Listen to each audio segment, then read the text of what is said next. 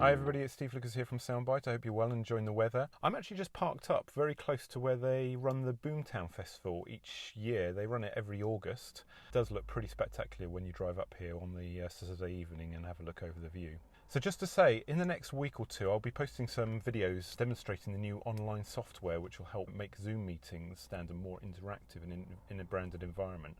So do keep an eye out for that. So last week I posted a blog on our website asking the question, are we suffering from Zoom fatigue? Now the majority of us have now participated in online meetings and watched videos via platforms such as Zoom and Facebook Live. And as we started to go into lockdown, this seemed to be very much like a new normal and the sort of future of events. And the novelty being is that actually we can go to work, we can attend meetings and conferences without leaving the comfort of our own bedrooms and, effectively the convenience this brings, not to mention actually how sustainable online events are, which is obviously something we've been speaking about in the past. However, as time has gone on, the novelty has started to wear off, and actually the reality is that many people find meetings over the internet just isn't the same, actually being there in person or in real life, or actually attending the conference in person and being a part of that event.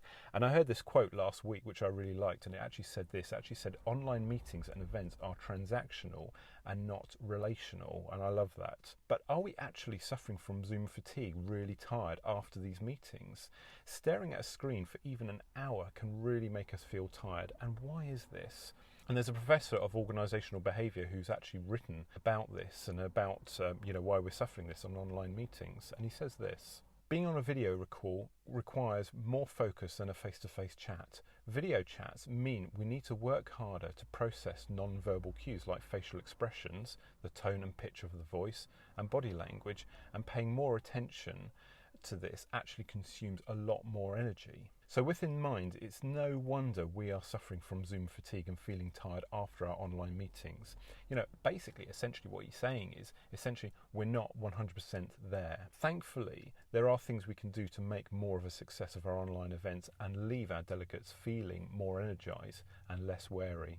So I've got a couple of ideas here that will hopefully help. First idea is keep presentations and meetings short and straight to the point.